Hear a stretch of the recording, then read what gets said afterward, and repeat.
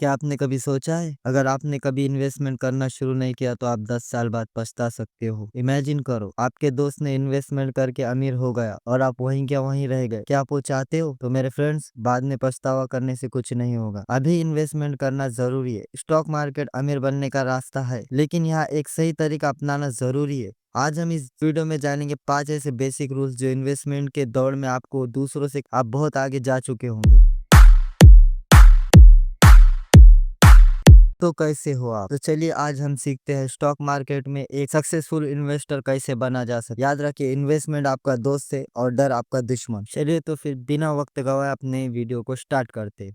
Point number 1, think long term. Invest करना है तो लॉन्ग टर्म के लिए, वरना इन्वेस्ट ही नहीं करना। आप सोचेंगे कि मैं आज 5,000 रुपये अभी इन्वेस्ट कर देता हूँ और 10-15 दिन में मुझे 500 का प्रॉफिट हो जाएगा तो मैं ये निकाल लूंगा। तो भाई आप बहुत गलत कर रहे हैं। इन्वेस्ट करना है तो लॉन्ग टर्म के लिए, वरना इन्वेस्ट ही नहीं करना। चलो तो मैं आपको एक स्टोरी सुनाता हूँ सैम की। सैम एक 25 साल का लड़का था जिसने 2020 में अपना पहला इन्वेस्टमेंट किया। कोरोना की वजह से मार्केट गिरा हुआ था, लोग घबराए हुए थे, लेकिन सैम ने सीख लिया था सही इन्वेस्टमेंट वही है जो डर में इमोशन को कंट्रोल करे। गिरे हुए मार्केट में सैम इन्वेस्टमेंट करता रहा और पेशेंस रखा सैम ने। आज 4 साल बाद वही इन्वेस्टमेंट सैम की 11 गुना हो चुकी है, यानी कि 1100% के रिटर्न बनाए हैं सैम ने। एग्जाम्पल, सैम का आज 1 लाख 11 लाख हो चुका है। तो भाई सोचना है तो लॉन्ग टर्म के लिए, वरना सोचना ही नहीं है। स्टॉक मार्केट जुआ नहीं है, ये लॉन्ग टर्म का खेल है। वॉरेन बफेट कहते हैं, अगर आप जल्दी रिटर्न के चक्कर में बेचते हैं तो असल में आप ही नुकसान करते हो। ये मेरा नहीं, वॉरेन बफेट साहब का कहना है। Point number 2, diversification. आप सारे अंडे एक टोकरी में नहीं रख सके। टोकरी गिर गई तो सारे अंडे फूट जाएंगे। यही रूल स्टॉक मार्केट में लागू है। आप सारे की सारे पैसे एक स्टॉक में नहीं लगा सकते। कंपनी डूब गई तो आपके सारे पैसे डूब जाएंगे। इंडियन स्टॉक मार्केट में ऐसा बहुत बार हुआ। Example, 1992 Harshad Mehta scam, 2008 lemon brother crisis. मैं आपको एक स्टडी सुनाता हूँ। 2018 में एक लड़के ने अपने सारे के सारे पैसे एक ही स्टॉक में इन्वेस्ट कर दिए थे। कंपनी का नाम था जेट एयरवेज। कुछ ही महीनों में कंपनी बंद हो गई और उस लड़के के सारे पैसे डूब गए। अगर उसने अपने इन्वेस्टमेंट को अलग अलग सेक्टर में बांटा होता तो उसका नुकसान होता, पर कम होता। भाई आप पूरा पैसा एक स्टॉक में नहीं लगा सकते। ये एडवाइस को याद रखो। पैसे लगाओ पर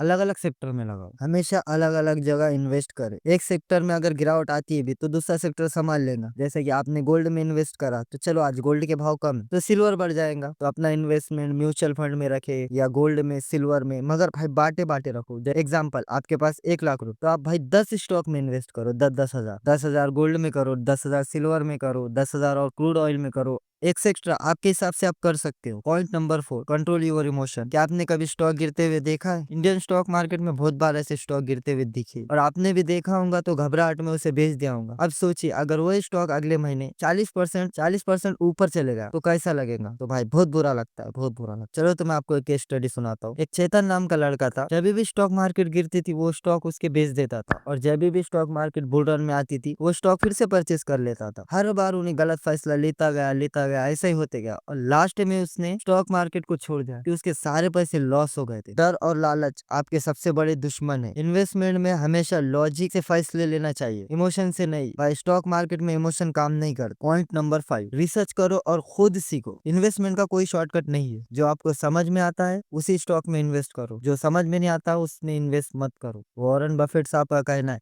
अगर आपको जब तक कंपनी समझ में नहीं आती, कंपनी के एम्प्लॉय समझ में नहीं आते, कंपनी की मैनेजमेंट समझ में नहीं आती, तो जब तक आप स्टॉक में इन्वेस्ट मत करो। समझ में आया तो करो, नहीं आया तो मत करो। मैं आपको केस स्टडी सुनाता हूँ सचिन की। सचिन ने बिना रिसर्च किए एक दोस्त के कहने पर एक नए पेनी स्टॉक में इन्वेस्टमेंट कर दिया। दोस्त ने जल्दी से बेच दिया, लेकिन सचिन को लगा कि कंपनी ऊपर जाएंगी। कुछ समय बाद कंपनी पर फ्रॉड का केस दर्ज हुआ और उसका इन्वेस्टमेंट 50% लॉस होगा। तो फ्रेंड्स, स्टॉक मार्केट में काम करना है तो किसी का नहीं सुनना, खुद रिसर्च करो और फिर इन्वेस्ट करो। तो फ्रेंड्स सतर्क रहो। किसी ने बोला XYZ कंपनी का स्टॉक 10 रुपए में ही खरीदी कर लो, वो पास हो जाएगा, तो भाई बहकावे में मत आना। खुद रिसर्च करो और फिर इन्वेस्टमेंट करो। सीखना ही सबसे बड़ी दौलत है। हमेशा खुद रिसर्च करो, यूट्यूब से करो, किताबों से करो, ब्लॉग पढ़ो, राइटिंग करो, इंस्टाग्राम से करो, टेलीग्राम से करो। भाई आपको ढेरों सारे ऑप्शन उपलब्ध है। आपको सीखना है तो सीख सकते हैं, और सीखो फिर इन्वेस्ट करो। किसी के बहकावे में नहीं आना है। अपने खुद सीखेंगे और खुद इन्वेस्ट करेंगे। आपका फ्यूचर आपके आज के फैसलों पर डिपेंड करता है। अगर आप चाहते हैं कि आने वाले सालों में आप फिजिकल आजादी महसूस करें तो आज ही स्टॉक मार्केट में इन्वेस्ट करना शुरू करो। बिना डरे सही रूल के साथ इन्वेस्टमेंट करना शुरू करो। वीडियो के डिस्क्रिप्शन में डीमेट अकाउंट का लिंक है, फ्री डीमेट अकाउंट ओपन करो और मस्त इन्वेस्टमेंट करो। तो फ्रेंड्स, आप किस रूल को सबसे ज्यादा फॉलो करते हैं तो मुझे कमेंट में बताएं। चलिए तो हम सब मिलकर एक फाइनेंशियल स्टैंड इंडिया बनते हैं। वीडियो पसंद आए तो लाइक और एक कमेंट करना मत भूलो। चलो तो मिलते हैं नेक्स्ट वीडियो में, तब तक के लिए लाल बटन फोड़ दो। आप मिलेंगे ऐसे ही हर एक वीडियो में और आपको कुछ ना कुछ सिखाते रहेंगे।